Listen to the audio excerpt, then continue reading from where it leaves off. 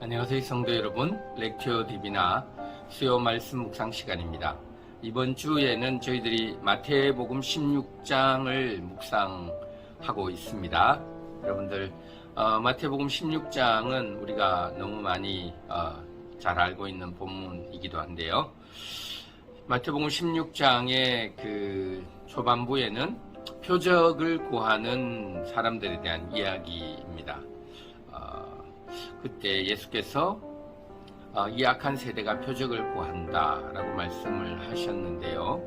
왜냐하면 예수님은 선지자가 예언한 대로 또 모세와 같이 율법을 수여하시고 또 여러 가지 회복과 고침을 보여주시면서 선지자들의 예언이 성취되었음을 보여주셨습니다.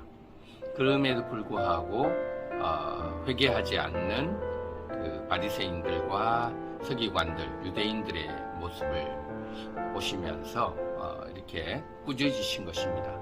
요나의 표적을 이야기할 때 요나가 3일 만에 다시 살아난 것, 물고기 뱃속에서 살아난 것을 예수님의 죽음과 부활의 이야기로 또 우리가 표적을 이야기할 수도 있겠지만, 요나의 표적은 요나가 아수르라는 이방 땅에 가서 복음을 전했을 때 그 이방인들이 요나의 그 메시지를 듣고 회개하는 것입니다.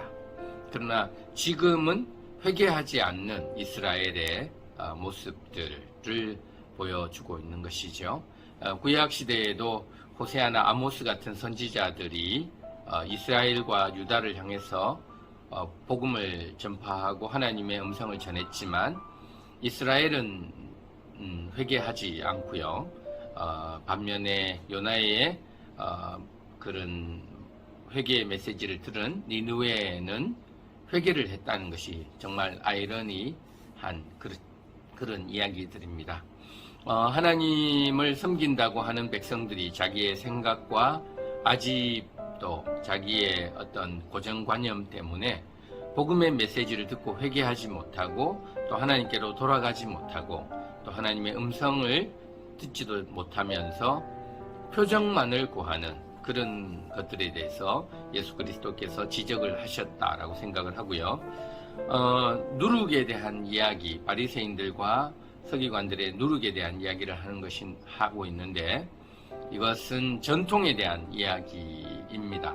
우리가 전통을 얼마나 잘 지켰는가, 그리고 그 전통이 복음적이지 않은 것들이 있음에도 불구하고 그 복음보다 또 하나님의 말씀보다 전통에 너무 치우쳐 있지 않는가.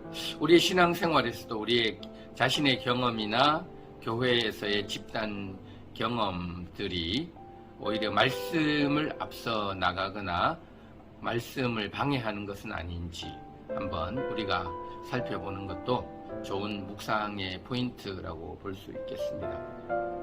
마지막 세 번째는 그 가이사랴 빌립보에서 예수 그리스도께서 너희는 나를 누구라 하느냐라고 이야기했을 때 베드로가 주는 그리스도시요 살아계신 하나님의 아들이십니다 라는 고백을 하죠. 우리가 잘 아는 것처럼 그 가이사랴 빌립보에는 로마의 황제의 동상을 세워놓고 로마의 황제가 참 신이다 라고 이야기했던 그런 장소들인 것입니다. 세상의 신들이 많이 있고 세상의 권력들이 많이 있는데요. 그 세상의 신과 세상의 권력들, 또 세상 사람들이 좋아하는 그 앞에서 그 베드로의 고백, 주는 그리스도이십니다, 메시아이십니다, 살아계신 하나님의 아들이십니다 라는 고백. 저는 이 그림이 마치 다니엘서에 나와 있는 다니엘서의 세 친구의 이야기, 또 구약의 많은 그 믿음의 성도들이 헬라 제국과 로마 제국의 억압 아래서 죽음을 앞에 두고 신앙의 고백을 했던 그런 고백과도 연관이 있다고 생각을 합니다. 오늘날 이 시대를 살아가면서 우리는 이 시대 앞에서 무엇이 중요하고 무엇이 진짜 진리인지에 대한 고백을 오늘 베드로와 같이 하는 것이 우리의 신앙에 굉장히 중요한 요소임을 다시 한번 깨닫게 해준다라고 생각을 합니다.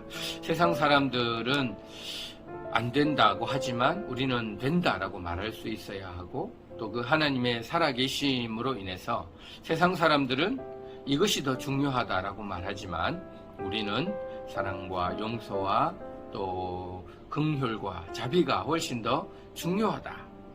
세상적인 성공보다 하나님 안에서의 성공이 훨씬 중요하다라고 고백할 수 있는 용기와 또 그 믿음의 고백들이 오늘 이 본문을 통해서 우리에게 좀 점검이 되어졌으면 좋겠다라고 그렇게 생각을 합니다. 마지막으로 이 본문에서 나타나는 것이 십자가의 죽으심에 대한 예언입니다.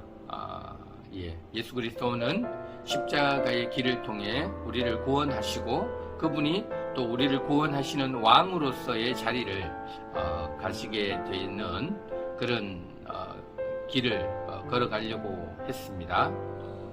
세상적으로는 죽음이 좋지 않은 것이지만 하나님 안에서는 그 죽음을 통해서 우리에게 영광과 승리를 가져다 주는 것임을 세상적인 관점으로는 절대 이해할 수 없겠지만 하나님께서는 그런 계획들을 가지고 하나님의 일들을 이루어 가시고 하나님의 구원을 이루어 가시는 것을 우리는 분명히 잘 알고 있습니다. 이제 사순절 기간이고요.